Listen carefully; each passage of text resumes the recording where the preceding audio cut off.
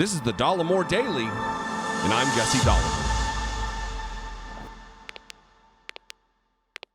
Today's video is brought to you by Noom. In just a moment, I am going to talk about an offer exclusive to you in my audience that I believe will benefit you as much as it has me. Before I get to that, though, I want to talk about the events of yesterday and how they should be instructive to the Justice Department. Yesterday, the leader of the Proud Boys, remember, stand back and stand by, the Proud Boys. Proud Boys, stand back and stand by. The leader of the Proud Boys was indicted on criminal conspiracy charges for his involvement his alleged involvement in the January 6th insurrection, for issuing orders to his fellow Proud Boys that on what they should do, because he wasn't going to be there that day because of prior commitments, we'll say.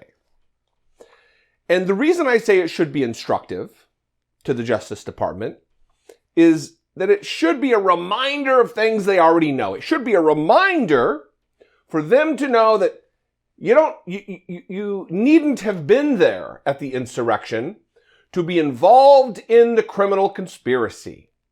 You needn't have been in the building.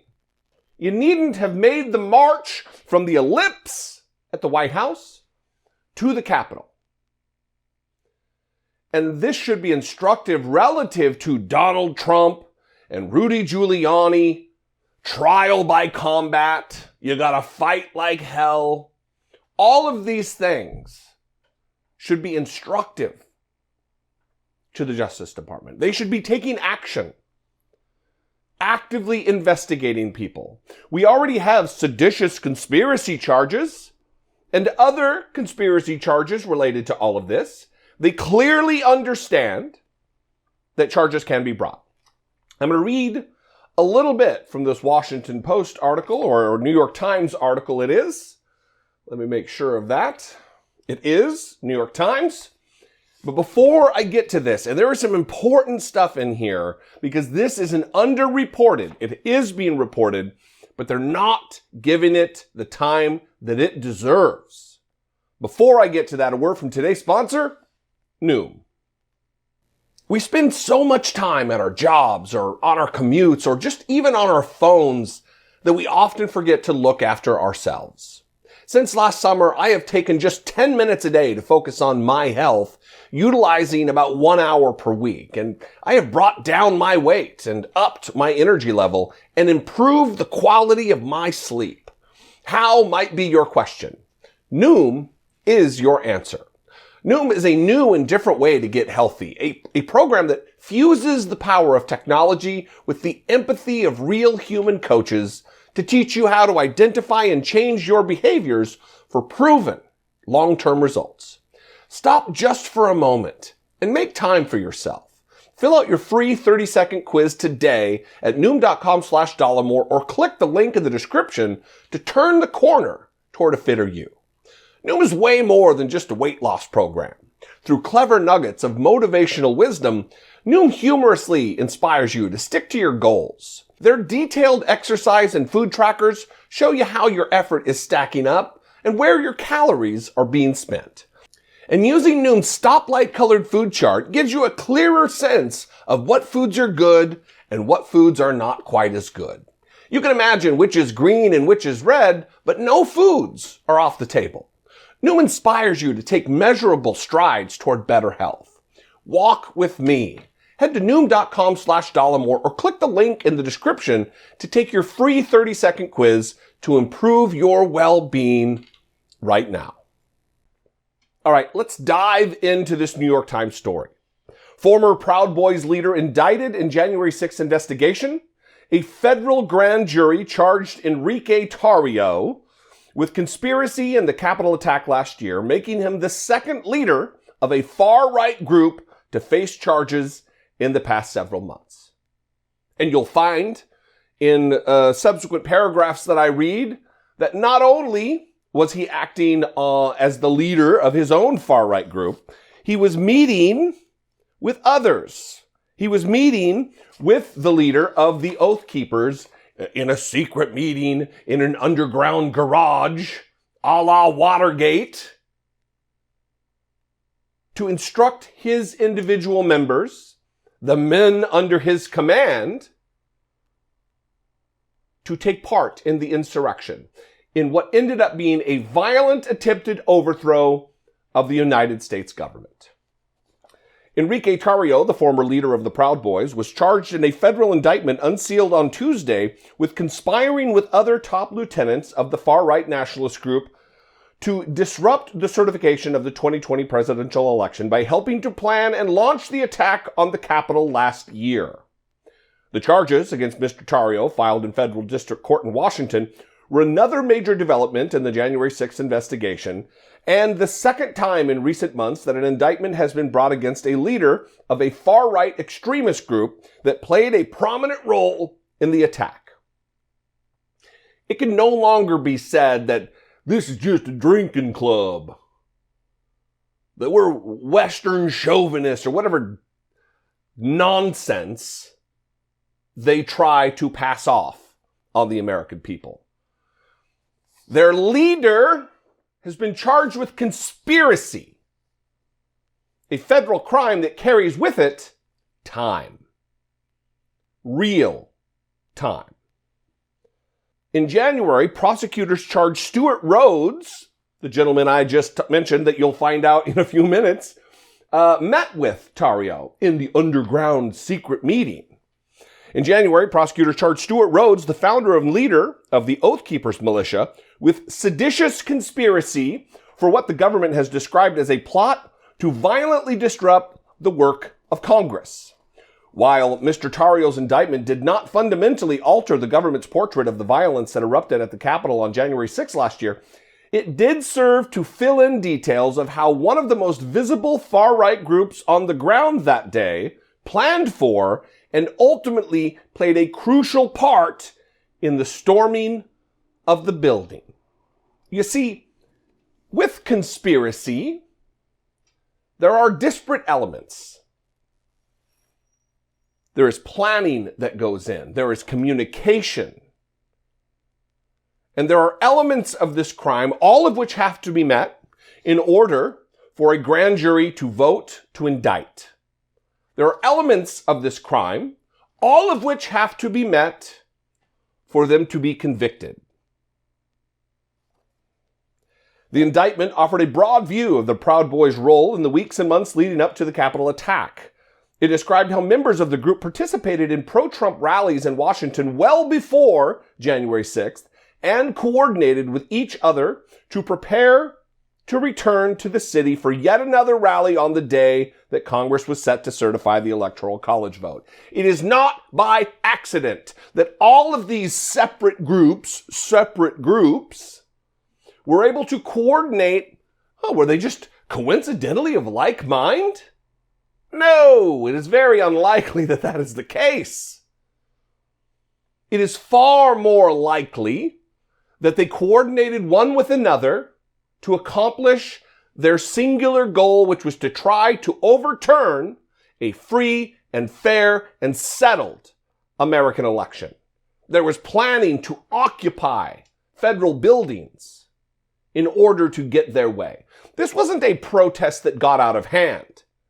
This was a pre-planned activity, an attempted coup, thankfully a failed one. Unlike Mr. Rhodes, Mr. Tarrio was not in Washington that day, having been arrested 2 days earlier for vandalizing a Black Lives Matter banner at a black church in the city after a pro-Trump rally in December 2020 that spiraled into violence after nightfall. Charged with a second crime, the possession of 2 high-capacity rifle magazines, he was ordered to leave Washington by a local judge as part of his release agreement. So his prior commitment that I sarcastically mentioned at the top of the video was arrest for vandalizing a black church, stealing the property from a black church and destroying it, burning it, and a felon in possession of high-capacity magazines. But federal prosecutors said on Tuesday that although Mr. Tarrio was not accused of physically taking part in the breach of the Capitol, he nonetheless, and here's the part that should be instructive, a reminder for the Justice Department, he nonetheless led the advanced planning and remained in contact with other members of the Proud Boys during the storming of the building. Prosecutors have claimed, for example, that Mr. Tarrio issued orders before the attack for members of the group to leave behind their traditional black and yellow polo shirts and remain, quote, incognito when they arrive in Washington on January 6th. Mr. Tarrio also took part in a private Telegram group chat as several leaders and members of the Proud Boys stormed the Capitol, prosecutors said. And then we'll finish with a couple of paragraphs here. According to a new accusation lodged in the indictment, on December 30th, 2020, an unnamed person gave Mr. Tarrio a 9-page document titled 1776 Returns that, quote, set forth a plan to occupy a few crucial buildings in Washington on January 6th. The document specifically mentioned taking control of, quote, House and Senate office buildings around the Capitol, the indictment said, and called for as many people as possible to show our politicians we the people are in charge. Conspiracy. The indictment, and here we go with the secret meeting, the indictment also made reference to a curious meeting that Mr. Tarrio had with Mr. Rhodes, the Oath Keepers leader, and others on the day before the attack in an underground parking garage near the Phoenix Park Hotel outside of Union Station. At least someone is being investigated and indicted by grand juries for their involvement in the January 6th insurrection. There are many others who have not been indicted, who it seems are not being investigated, including, but not limited to, the ex-president of the United States, Donald John Trump. If we get out of this, and these are the only dum-dums who end up facing consequences, the Justice Department will have failed. I think we can all agree on that. Now, you may find yourself in possession of far more patience than I, and that is fine. But as part, the way I see my job here on the YouTubes is to incite concern, is to encourage you to stay curious about what is taking place down the street at the Department of Justice. To wonder, wow, should I, as a Democrat, think that everything's great just because a Democrat is in charge? Or should I reserve for myself a little bit of suspicion and curiosity about what exactly is going on? Because this is your country. The laws that you face, the consequences that you would face, having done what Donald Trump and Rudy Giuliani and Roger Stone and all of these others have alleged to have done, if you did it, you would be punished. You wouldn't be let off the hook because you're connected to Donald Trump. And Merrick Garland needs to keep that in mind. His Justice Department needs to keep that in mind. Whatever they're doing. What do you think, though? I would love to know. You can call, leave me a brief voicemail, 714-576-4054. Of course, you can email me daily at dollemore.com. Follow me on social media. That is a place where you can yell at me and tell me how wrong about everything I am. I welcome that. And if I bring you some value on a day-to-day or week-to-week basis, and you'd like to contribute to my work, you'd like to help support and produce what I do here, you can click the join button below this video, become a channel member for as little as $1.99 a month. Or you can clickety-clack over to patreon.com/IDoubtItPodcast and help support my work there. All of those venues help produce what I do right here on YouTube. Anyway, I love you guys. I appreciate you. I'd love to hear from you. I'll see you next time. Until I do, Be genuine. Take care of one another.